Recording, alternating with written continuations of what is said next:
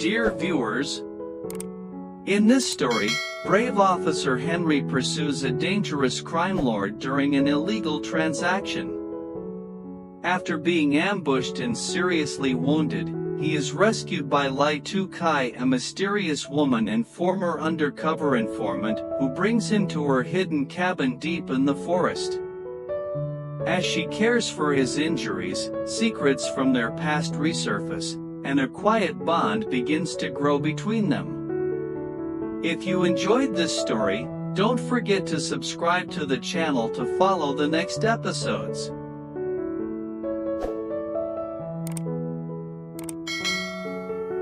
It was just past midnight when Officer Henry received the final intel. The elusive kingpin of an international smuggling ring was making a secret transaction at an abandoned warehouse deep within the outskirts of the city. The place had long been forgotten, hidden behind rows of decaying factories and overgrown lots. For weeks, Henry had led a covert investigation, slowly peeling back layers of this criminal empire. Tonight, it was time to strike.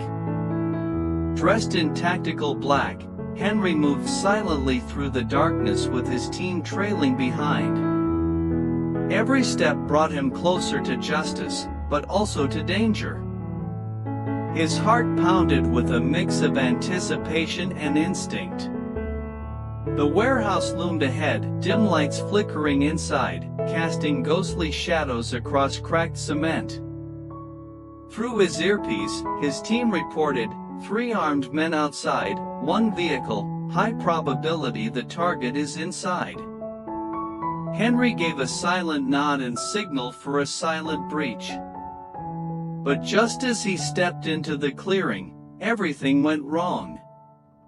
A sudden burst of gunfire shattered the stillness. Bullets flew from hidden vantage points. They had been ambushed. "Take cover!" Henry shouted, diving behind a stack of rusted barrels. Sparks exploded as rounds tore through metal. The enemy wasn't just waiting, they were prepared. The kingpin had set a trap, and Henry had walked right into it. He returned fire with deadly precision, taking down 2 attackers. His men fanned out, but they were outgunned and outnumbered. Smoke grenades filled the air, creating a thick fog of confusion. Amidst the chaos, Henry spotted the kingpin slipping out a side door, flanked by 2 armed guards. Driven by instinct, Henry gave chase, ignoring the pain in his shoulder where a ricochet had grazed him earlier. He couldn't let the kingpin escape, not after everything they had uncovered. But as he rounded the corner of the building, a shot rang out from above. A sniper. The impact slammed into his upper arm, spinning him backward. He collapsed against the wall, vision swimming. Blood soaked his sleeve, warm and fast. His radio crackled. "Commander Henry, are you all right? Backup is 5 minutes out." I'm hit," he muttered, struggling to stay conscious. Around him, the world blurred, sirens wailing in the distance, the screech of tires, and the chilling echo of footsteps fading into the night. With the last of his strength, Henry crawled toward a wooded path behind the warehouse. He had to disappear before the kingpin's men found him. Trees closed in as he stumbled deeper into the darkness, blood trailing behind him. He didn't know where he was going. He only knew he had to survive. And somewhere in that darkness, someone was watching.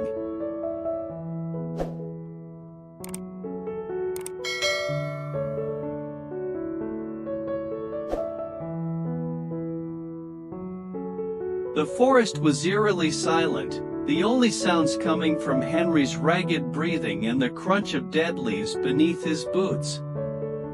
Every step sent a fresh wave of pain shooting through his injured arm. Blood soaked through his shirt, dripping onto the forest floor and leaving a trail behind him. His legs grew weaker with each passing moment, and his vision blurred as exhaustion and blood loss took their toll. He didn't know how far he had gone, he only knew he had to keep moving. Suddenly, his foot caught on a root, and he collapsed face-first into the dirt. For a moment, everything went dark. When he opened his eyes, he was no longer alone. A figure appeared out of the mist, quiet, graceful, and almost surreal in the moonlight. It was a woman, her face partially hidden beneath the hood of a weathered cloak. Her eyes widened when she saw the blood, and without hesitation, she knelt beside him. "Don't speak," she said softly, her voice calm but firm. She checked his pulse, then glanced around cautiously before placing a hand on his shoulder.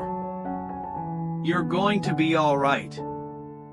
You just need to trust me." Henry tried to speak, but only managed to whisper. "Who are you?"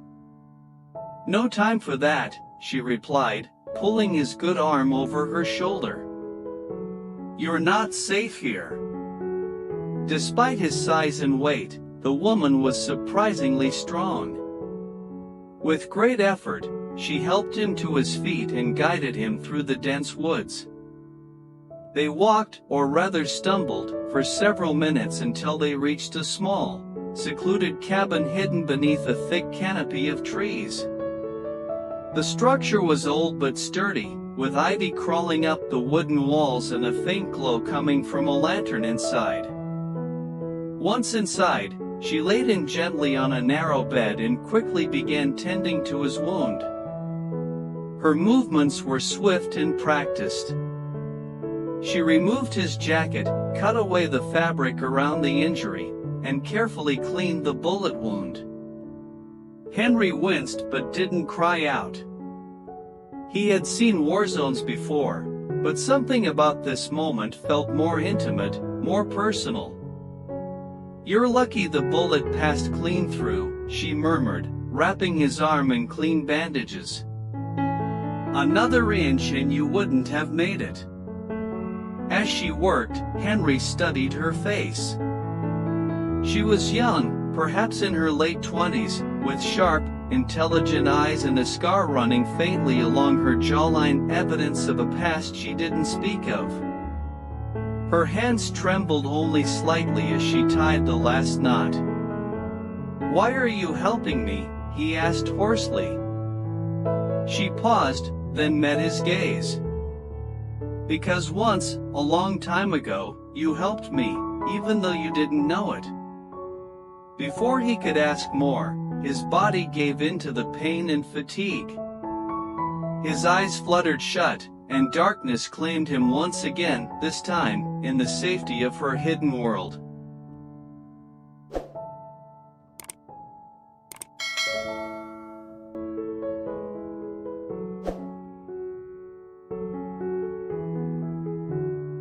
The days passed slowly inside the secluded forest cabin.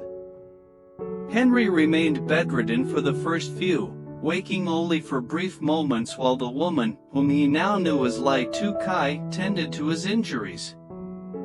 She moved around the cabin with quiet purpose, preparing herbal medicines, boiling water over the fire, and cooking simple but nourishing meals.